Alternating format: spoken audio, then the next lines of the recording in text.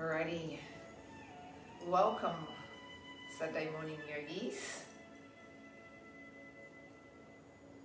I decided this morning that what we might work through is a little yin practice to bring in winter. So we did yin 2 series ago, I think it was, 2 months ago, and seeing that we've just snuck into winter, might be a nice practice to do because it's a little more insular, and it's a nice. It might be nice on a Saturday to do. I can see everyone scrolling on through. So welcome, good morning, everyone. I can see all the little comment boxes. So you'll need some bits and pieces. Like you'll obviously need something maybe like your bolster or your blocks. I've got just a couple of my little cushions here as well, just as little paddings, because as you know in yin, the practice requires passive, what we call long, slow, passive stretches. There's no movement, so once we get in it, it's almost like restorative. Once you're in it to sort of stay, so to speak. That's not to say that you can't come out, but knowing full well that we usually go anywhere from say 1 minute to 5 minutes, usually more towards that back end, that 5-minute end. Let's just start with a quick pranayama, and then I'll send us straight away into our first practice, first pose. I've got a little bit of Indian flute music in the background, just because I thought there's a lot of silence in this class. There will be a lot of silence. As we let the head sort of softly bow and the chin soften towards the chest, relaxing the back and the neck. Softening our shoulders and just connecting in with the breathing here.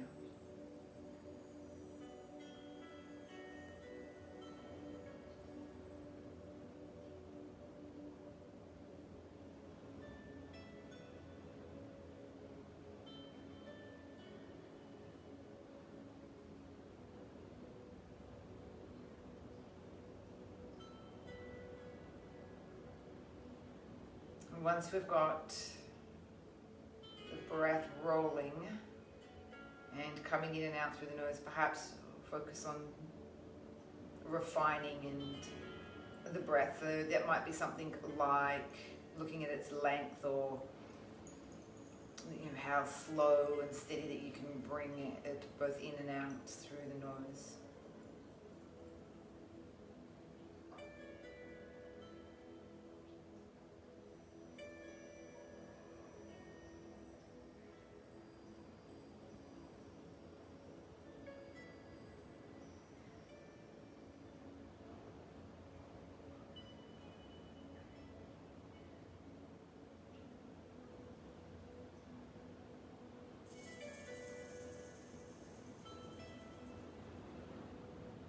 Noticing that there's no force or strain to any of the breaths.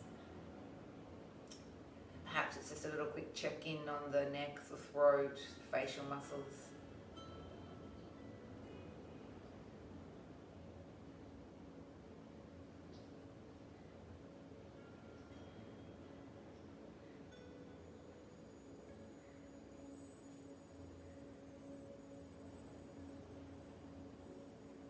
Noticing though that on the inhalation that we can fill the lungs to their full capacity, all the way down to the bottom lower lobes of the lungs, and then all the way up to the top.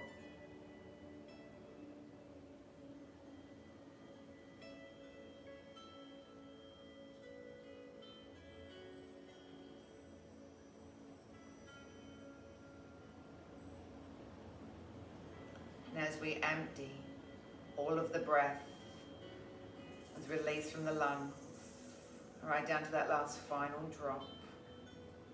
Just mindful of not letting any of the breaths sort of linger and settle into the bottom of the lungs. Mindful of not mixing that clean, fresh inhalation with any old, stale, stagnant breath.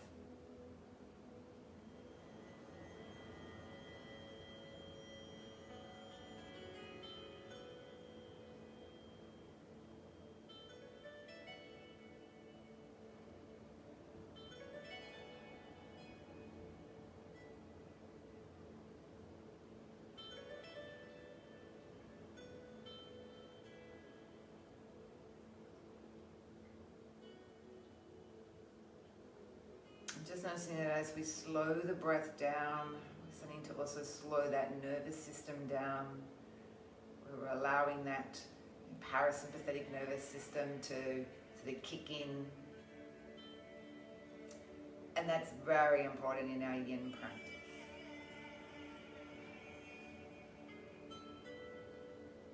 So if we very, very slowly just start to wriggle the fingers and the toes, and you could softly perhaps allow the eyes just to open and close as well.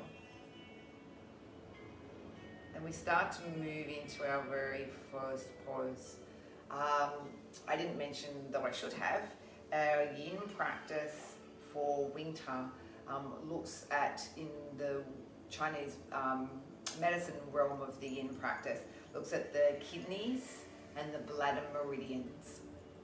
And they run up the, as you can imagine, the kidneys actually come through at the front of the body, but also run all the way down the back of the neck and the head, down the spine, as you can imagine, over the kidneys. But it keeps running like over the lateral side of your bottom and down the leg and down into the calf and down into the little toe.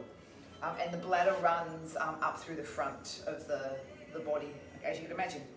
Okay, so it comes from the inner leg, up almost like this seam line of your pants, and then up into the front part of the body. Okay, so they're almost opposites. Let's go into the first pose, which is Sphinx. There's a couple of ways you could do this.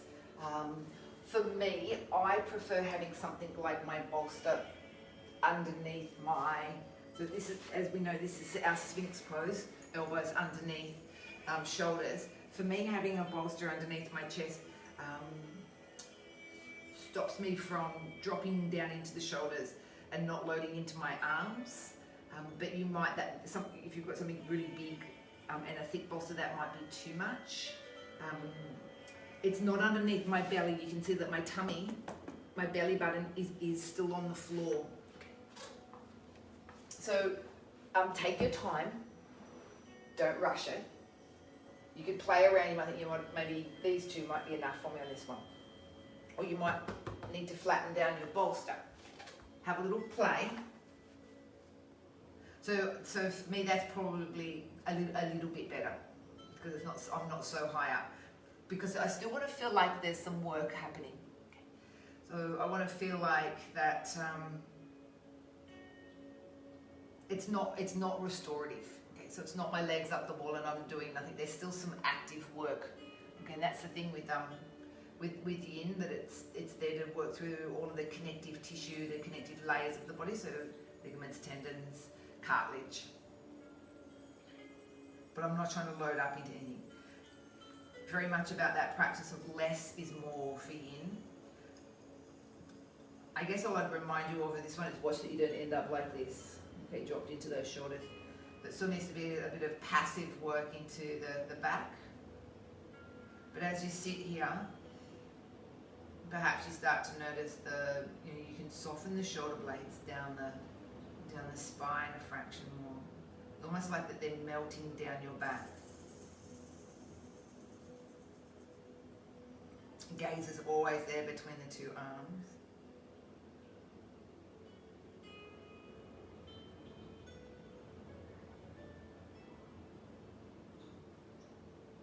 My belly softens.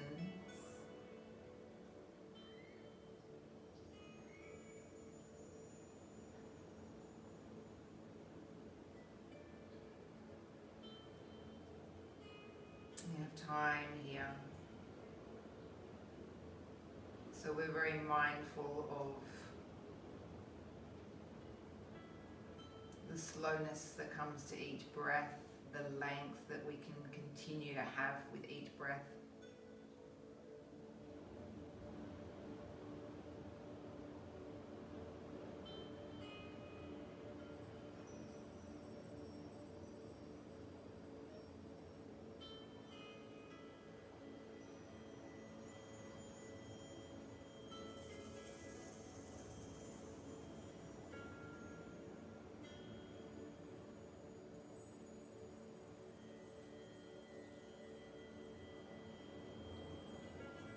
We know that often in stillness,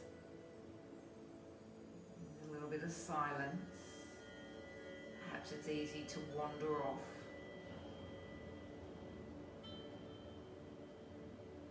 I'm very conscious here of the mind being very present.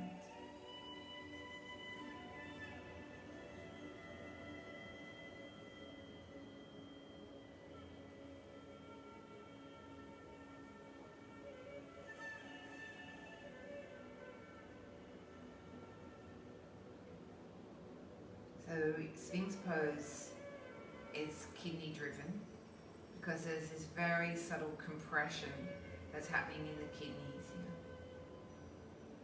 to stimulate the kidneys, to nourish the kidneys.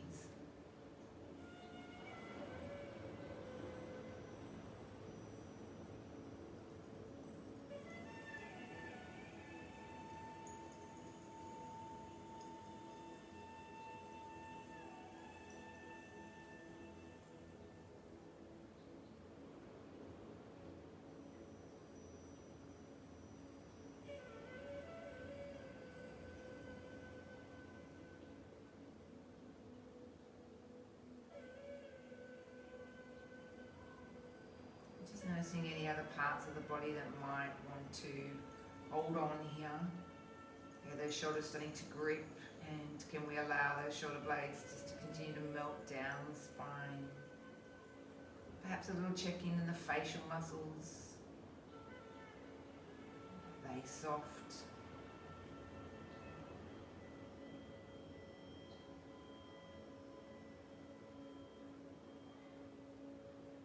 Letting go of anything that doesn't need to be holding on.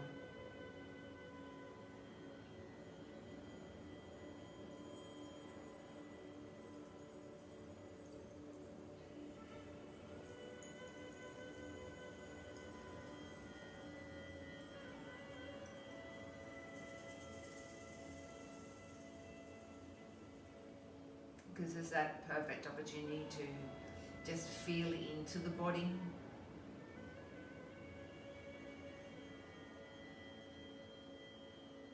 What sort of little conversations might be having in the body. Our meditation practice teaches us just to acknowledge, accept the conversation, but don't sort of delve into it. If the conversation is saying, look, this is really strong on your shoulders, then that's okay. What do I need to do to alleviate that? Rather than entering into a conversation about it, that's okay, it's telling me. What do I need to do about that? Do I need to breathe a little more into that area? Do I need to sort of soften and relax that area more?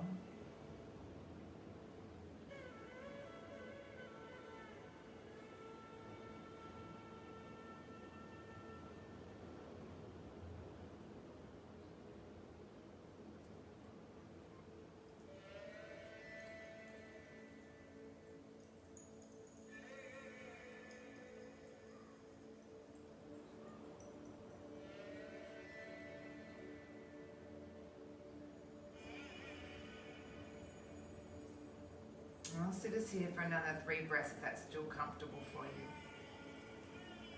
Letting go of any last little remnants of grip or tension or elements of holding on.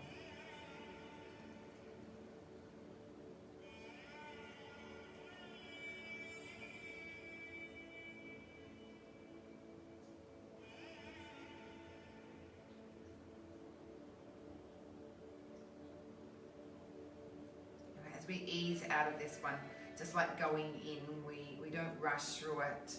So for me or any of you that might be on, say, some kind of propping, if we gently roll off it, and we know that we always go in to a reset.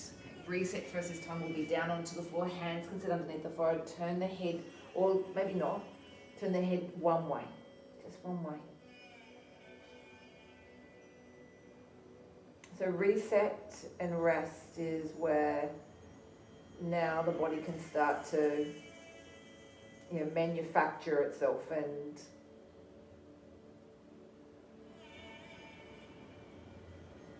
where it repairs.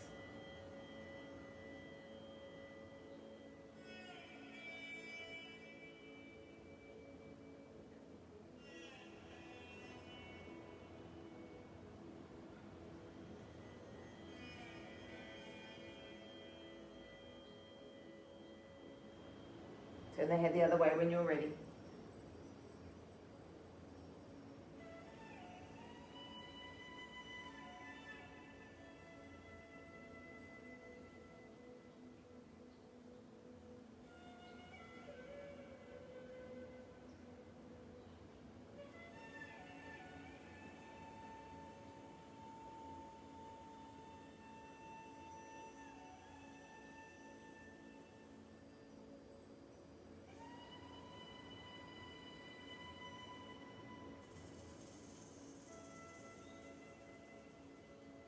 Bring the head back to the center when you're ready.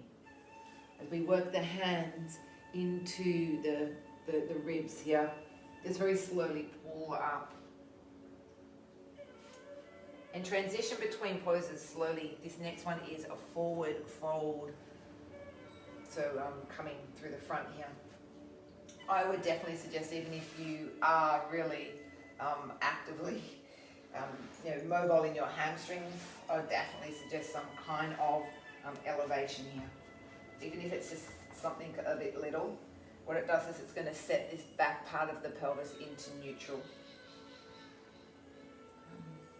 You could definitely then, so forward folding is for the bladder, as the bladder also flows down the back of the body as well. Meridian line. You can pull your little bolster perhaps in as a prop. But we are very, very slowly coming forward. Now you can see that this is counter pose, that Sphinx pose. So the Sphinx pose was a very subtle compression into the lumbar. And now we're just ironing it out. So we're going in its opposite direction.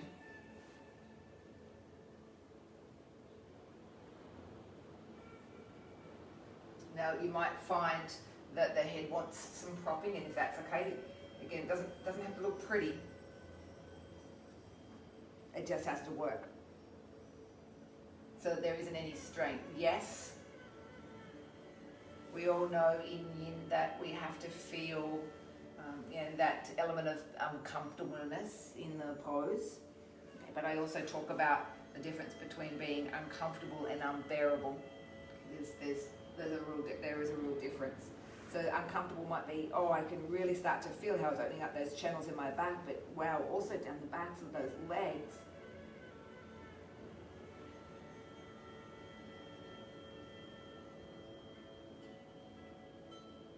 But in saying that, it's not that unbearable that I'm grinding my teeth together, or I'm squinting, or that there's this almighty, there's pain. Okay. There's a difference between uncomfortable, in that it's just not, it's not ideal, it's not, it's not luscious. But we're here to work too.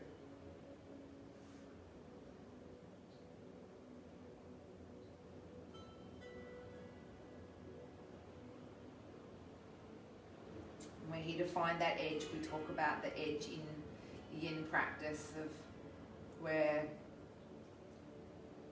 I'm feeling what's going on. There's this little conversation going on. I am doing something, but I'm not going beyond that edge. I'm just sort of exploring the edge, and the edges continue to change too.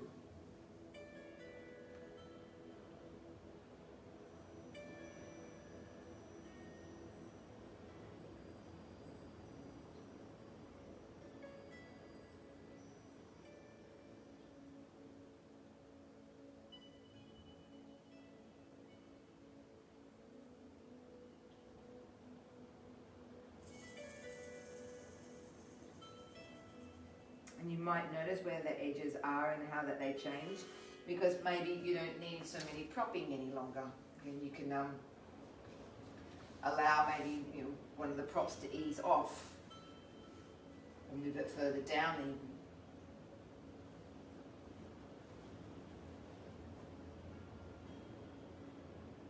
And we're trying to check in on the body to see if there's any areas that feel like they're holding us back, that there's a little bit of resistance there.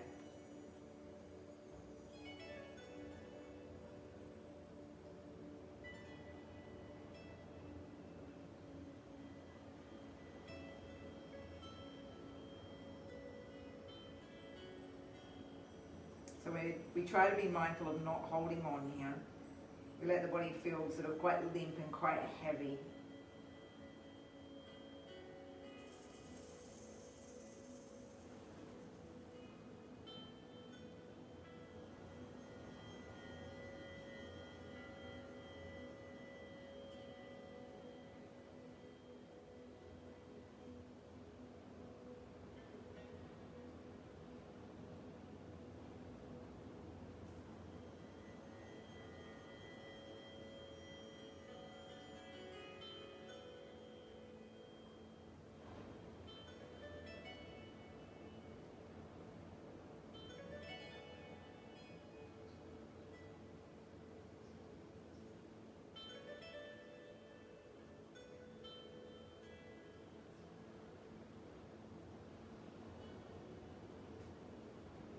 Keep finding that beautiful slowness to every breath that you take.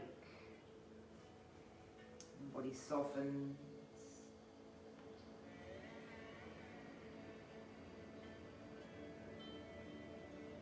It relinquishes any tension or any desire, any need to hold on tight.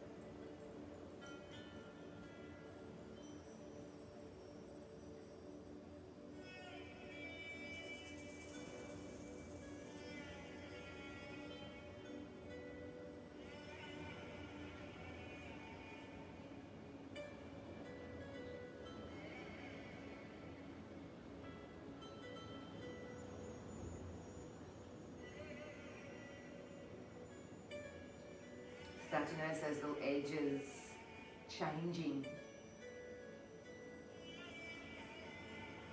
And those stronger connective tissues, the ligaments and tendons, are now starting to release the fascia around all of the muscles that intertwine into the ligaments and tendons and organs is also becoming a little more responsive now. You may not be in that same edge of the pose that you started with.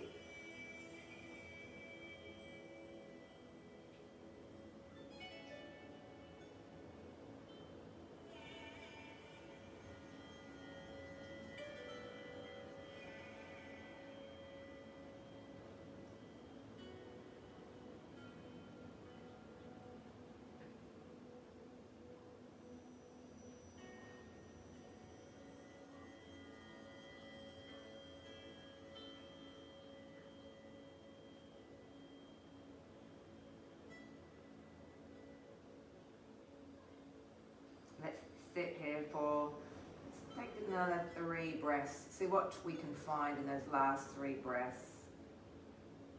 See if we can maybe find a little more releasing and letting go of some of those long held, sort of gripped muscles.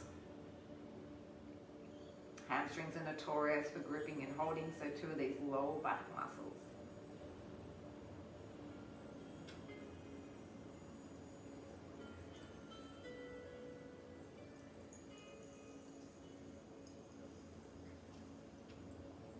Very slowly on the inhale, just slide the hands in.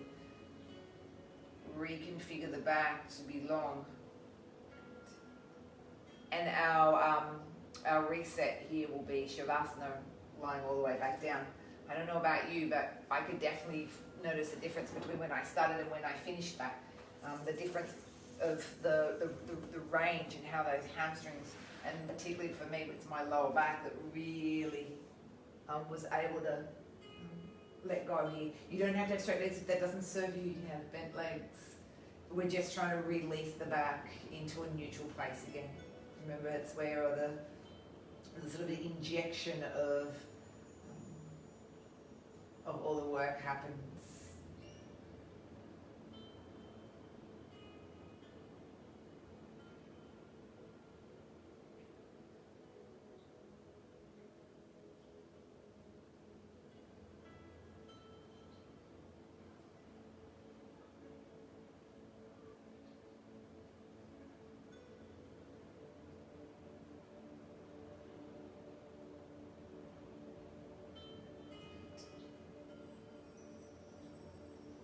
When we lengthen the left leg down long, we're going to bring our right knee in to the chest and press the thigh down into the belly. This twist then comes across the body. So we're going back into that kidney meridian as it came down that calf and behind the back of the leg and over the bottom. So it does this little zigzag effect over the bottom. Now, you might, because we're here for a little while, find that having this bolster as your prop is supportive of the hip, particularly the lower back. You don't want it to start to feel like the sacral area. The sacrum is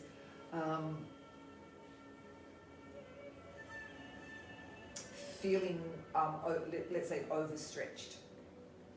Up to you. You know where your edges are. You have to feel it, but as we know, it's not here to scream at you.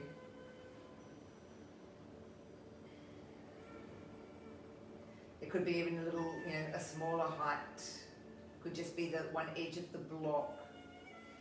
Either way, we know in this twist that we keep the two shoulders still on the floor, so we haven't twisted that far over to the left that we've lost the essence, the integrity of the pose up above here in the shoulders.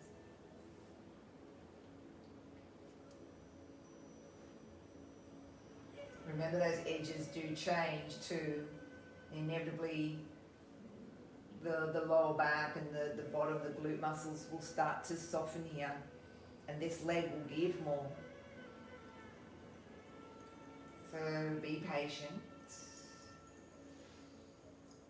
Reconnecting with that nice, slow, steady, smooth breath.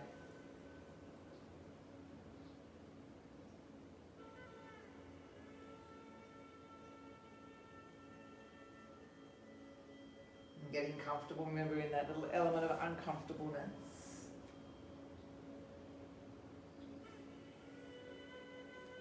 Letting the body just drop and feel heavy in here.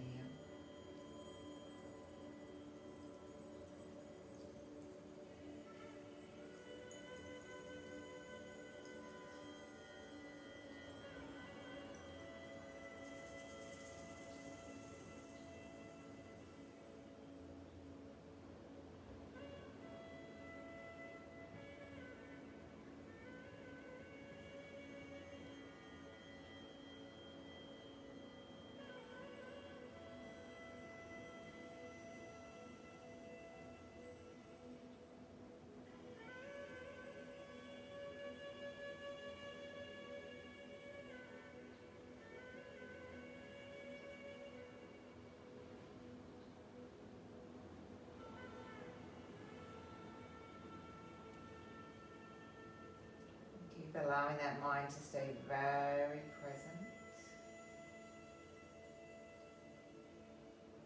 Mindful that it doesn't go off on a little tangent.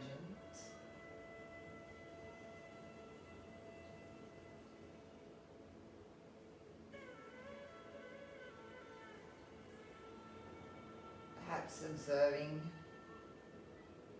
the body and noting any little areas holding on or gripping, softening those areas a little more.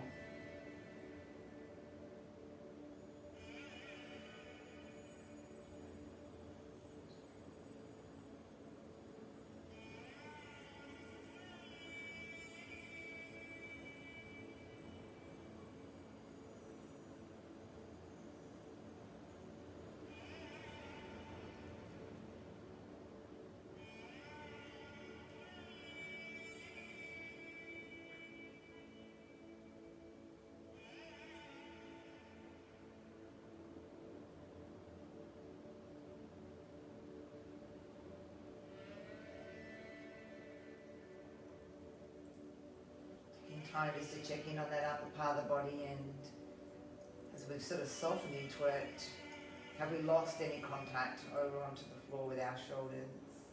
If we have, it's okay. Just go back and ensure that there's that honesty in the pose.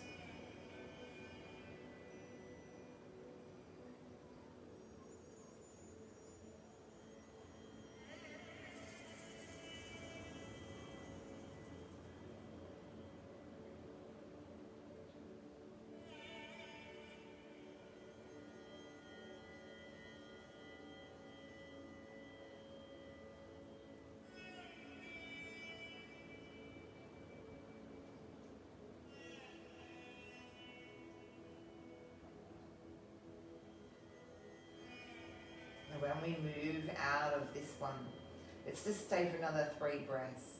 That always gives us a chance to sort of dial into those last little areas that might need a last bit of attention. Perhaps just releasing through the hips more. Softening the ribs down into the floor more.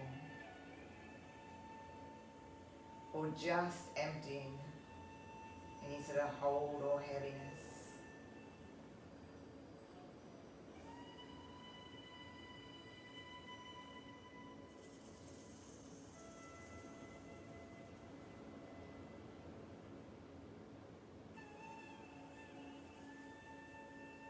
And when we return the leg back, I'd be inclined to scoop underneath it just to help it, so it doesn't have to work to return. And then just slowly, Shavasana in between. And remember, we always want the transitions to be very smooth and graceful. Just to keep that whole element of settledness and soothing effects into the body rather than rewiring it up again.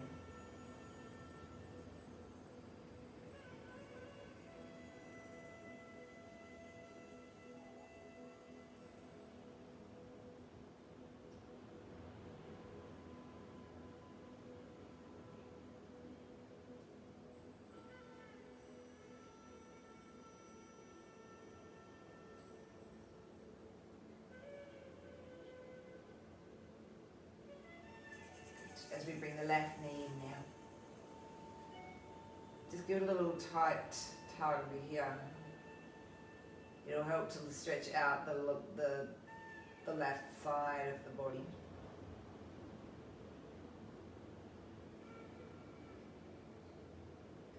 Rolling it across with the right hand.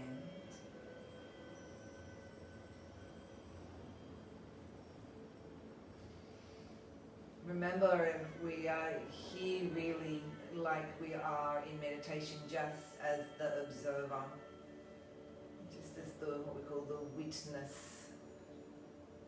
And it's perfect because in a still practice you can listen.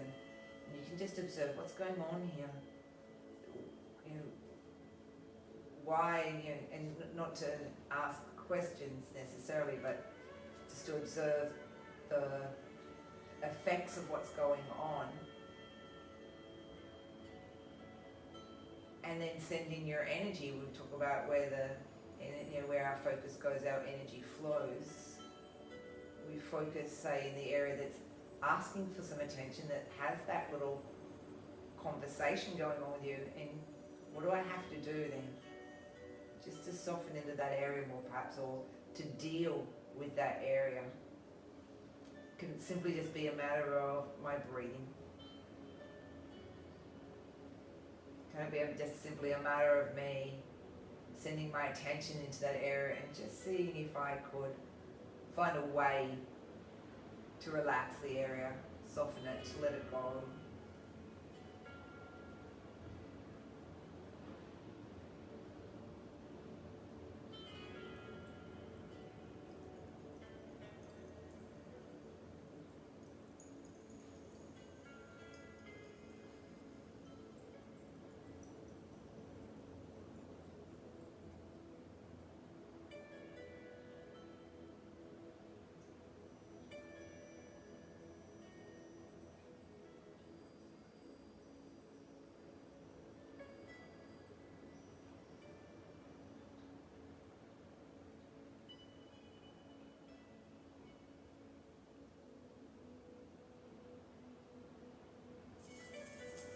edge change?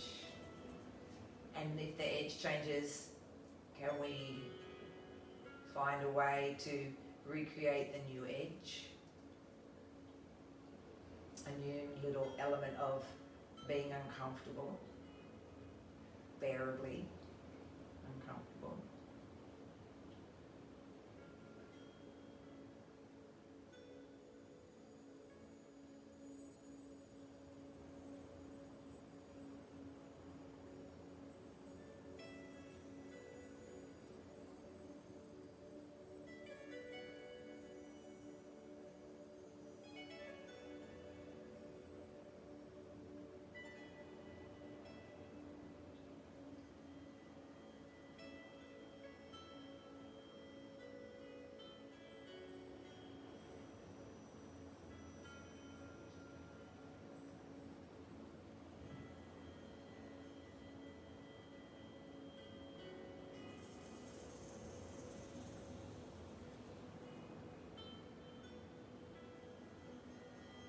As we ease out on this left side, remember, give it a little helping hand, don't let it do it by itself.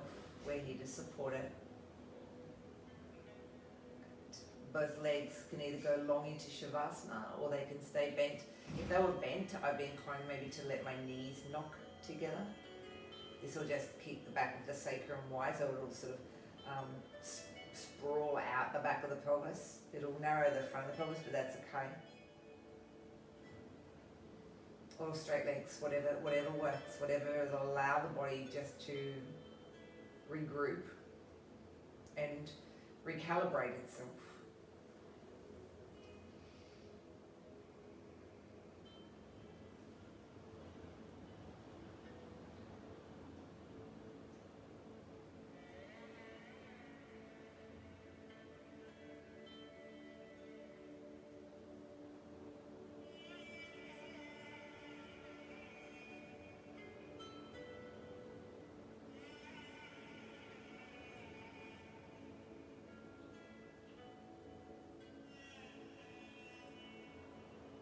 Now as we come out of this, we are going to make our way into a sitting position. Remember, the transition is equally important from one to the other. It'll come to sitting when you're ready.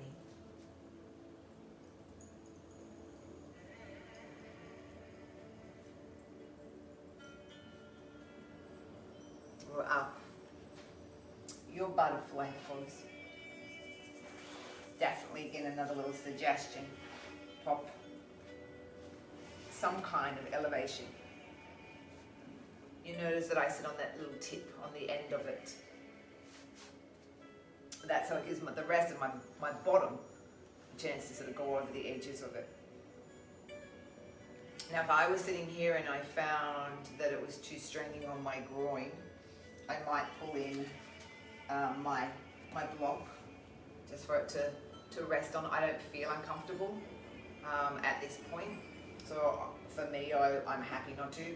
But if you start to feel, because remember, in duration it can be it can feel very different.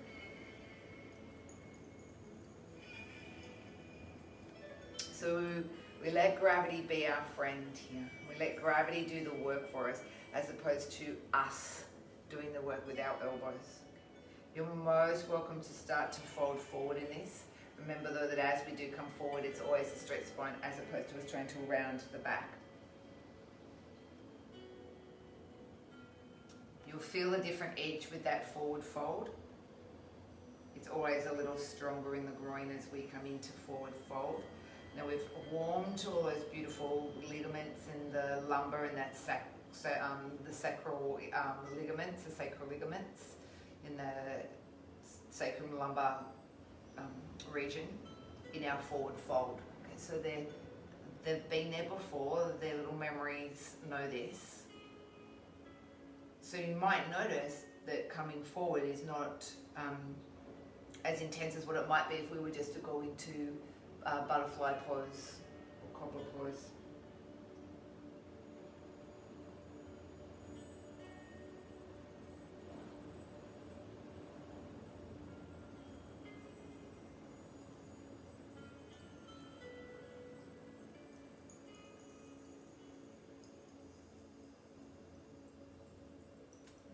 certainly the yin practice, to me, is very meditative in that it has a lot of the qualities of meditation. We have to be patient.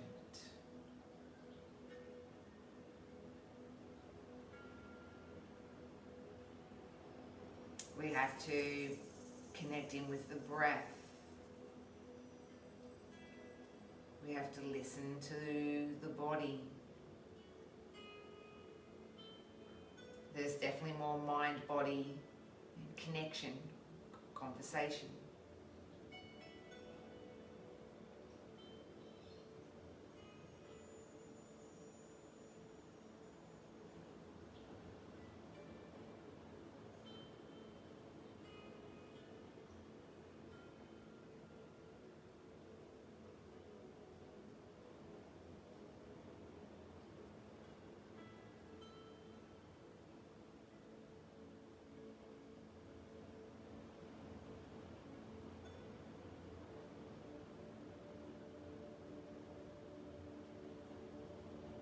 Checking in on any new little edges that you might be able to explore.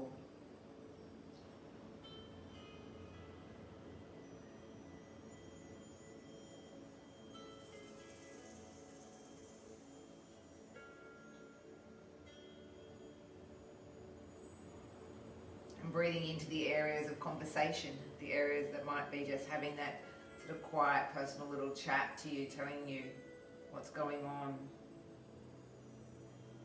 Do we try and release those areas more? Let the grip of the legs go more, let the groin soften.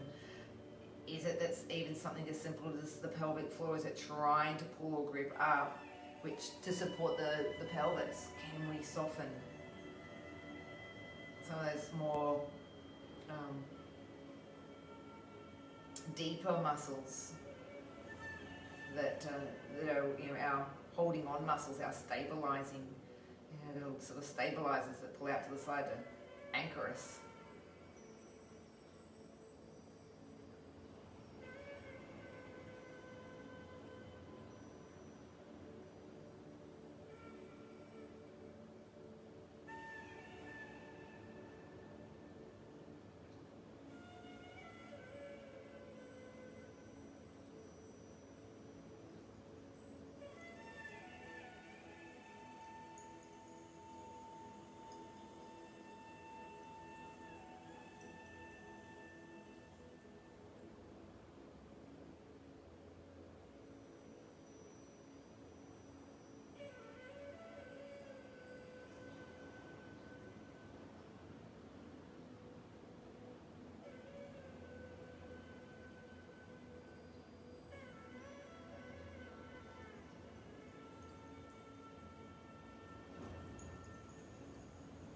Can we breathe into maybe the back of the lungs more so now? The front of the lungs are a little more closed down.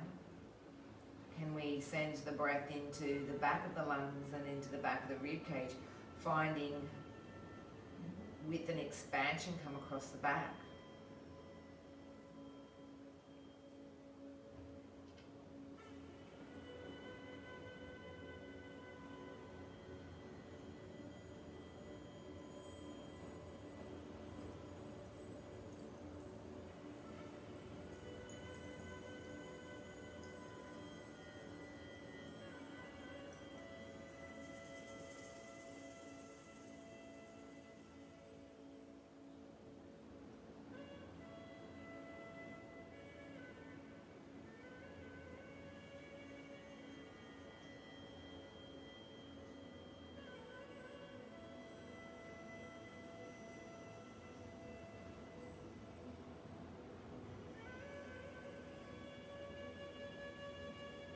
Find another 3 breaths here. Last opportunity to relinquish and unleash any last little holds or carry-ons.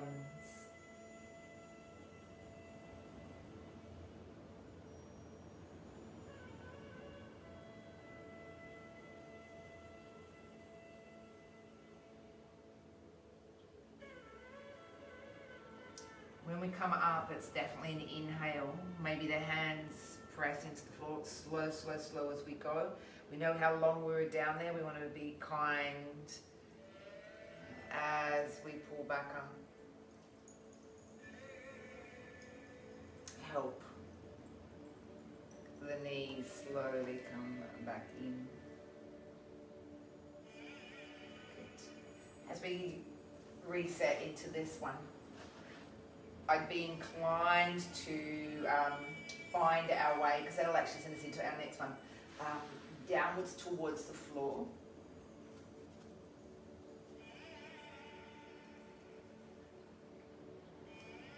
With the knees bent and the feet hip distance apart, knock the knees together here.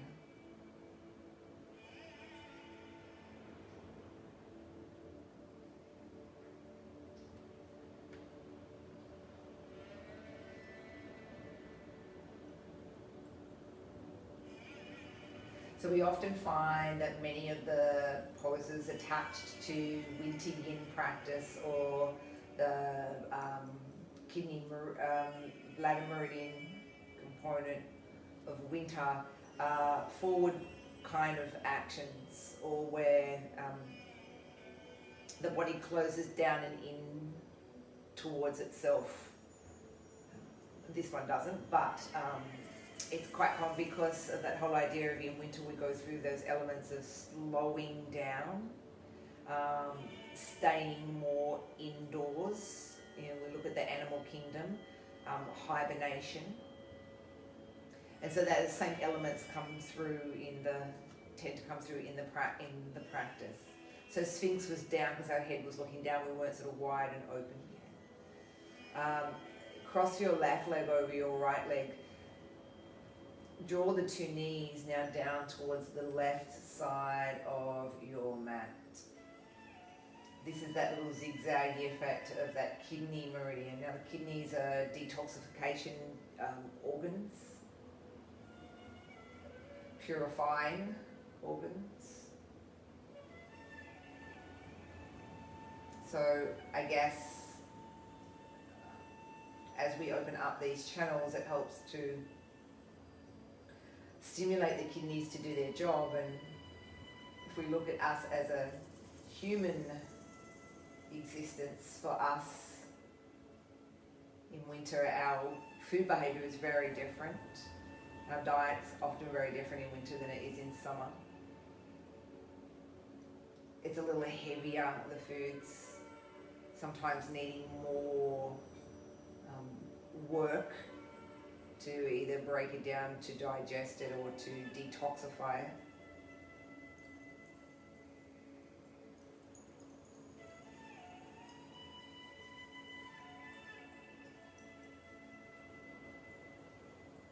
Like our knee twist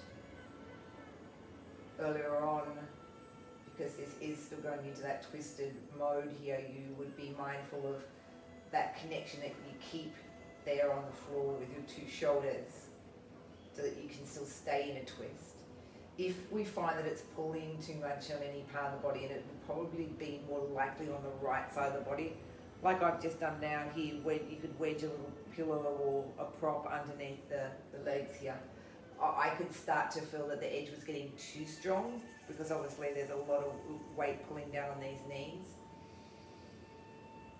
That might ease, but remember, you know, we're not here. Less is more. We're not here for, you know, the strain or the force. We are here to work, but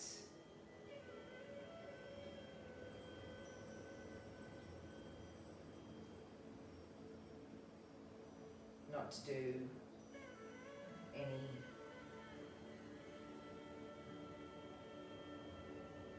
unnecessary overload of areas.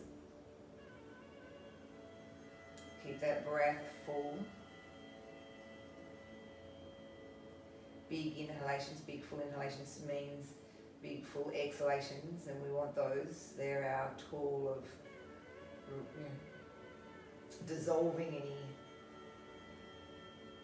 hold or heaviness that the body might be holding on to.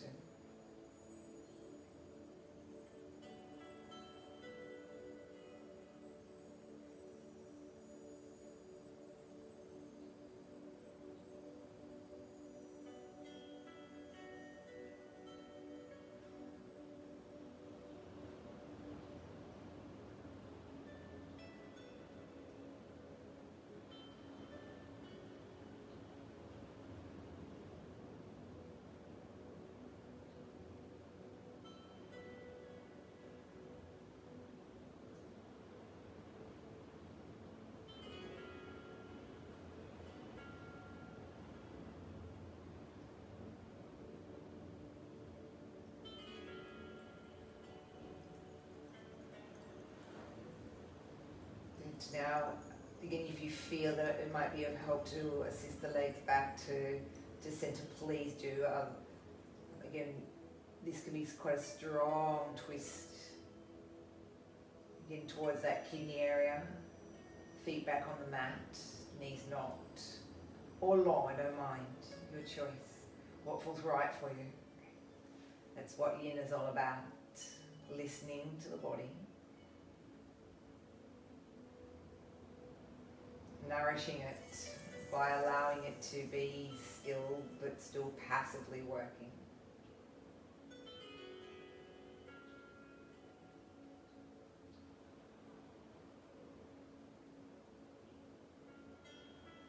Here we go with the right leg now over the left. Down we go.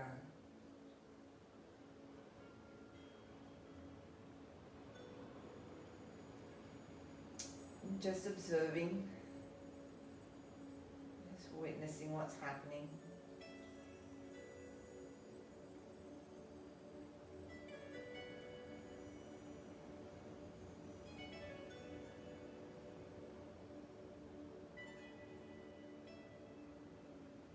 Letting the subtle weight of the right leg draw the knees down, but also in saying that, letting gravity also do its job.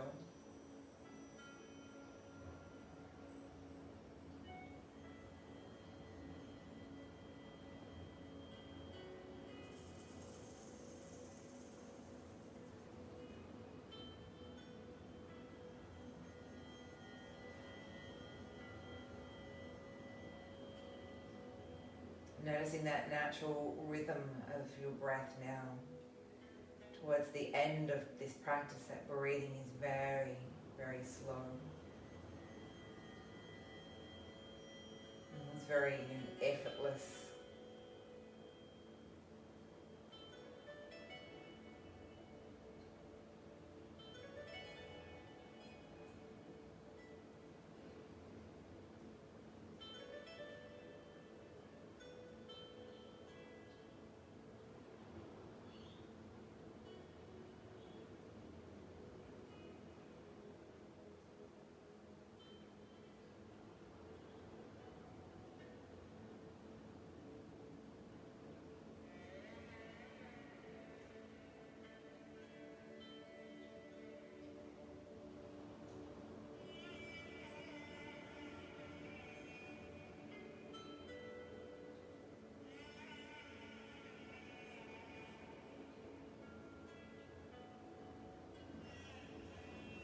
Listening to any conversations in the body,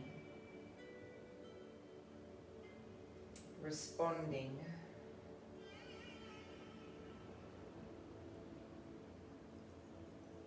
finding where maybe a new edge sits for you.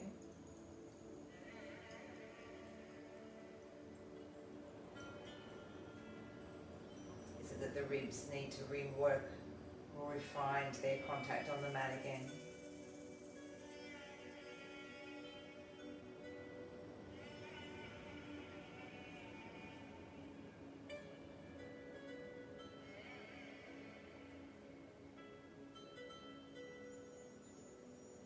And then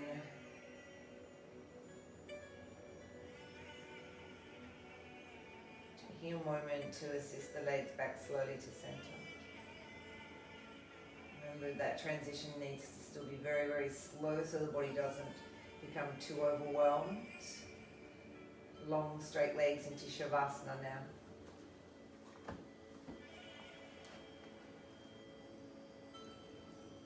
Full relax, so if you use anything like your lavender eye pillow or you'd like a blanket over you, this is where we want all of the work to come to fruition now.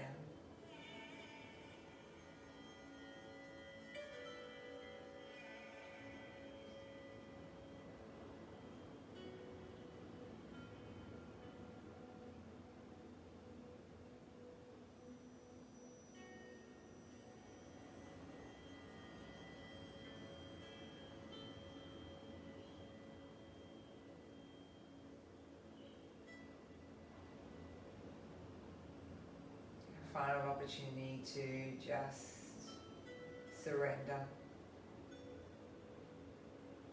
to find that peace in the body, and that calmness just to filter all the way through, like a little drip feed, all the way through the body.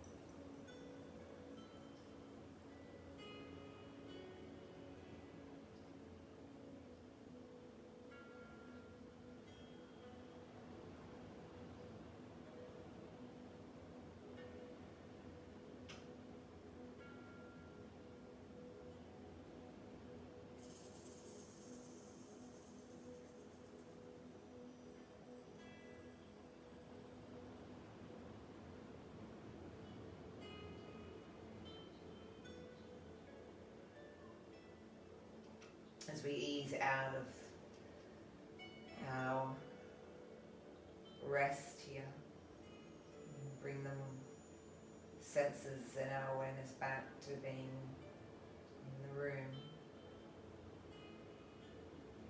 moving perhaps fingers and toes, rolling to find a side that you feel comfortable to rest onto.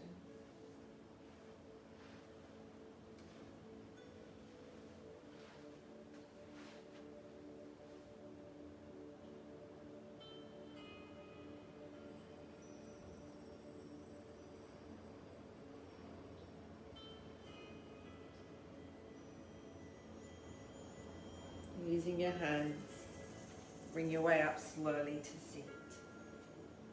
Again, slow, smooth transition.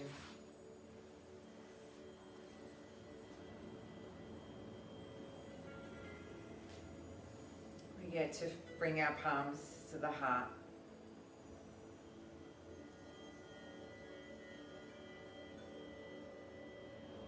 We get to close class all together, honouring the practice, honouring our own practice, our own commitment to our practice, and all that it brings to us. With Namaste. Namaste.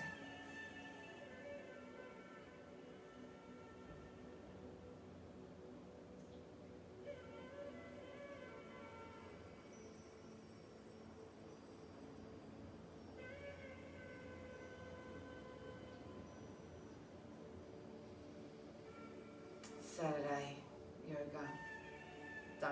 Hopefully that was beautifully nourishing and healing and repairing and loosening up the body for the weekend, particularly if you've been doing lots of sitting at desks and things like that. Those hamstrings and backs can really be aggravated, shall we say. Have a gorgeous weekend. Enjoy the sunshine that we have and the beautiful days ahead of us. I will check in with you on Monday for Monday morning meditation. Oh, actually, you know what? I'll check in with you tomorrow. I'm going to give us a little rundown of things happening with the studio and the announcements that have been made for sizes and all the rest of it. Take care. Enjoy your weekend. Thanks for joining me.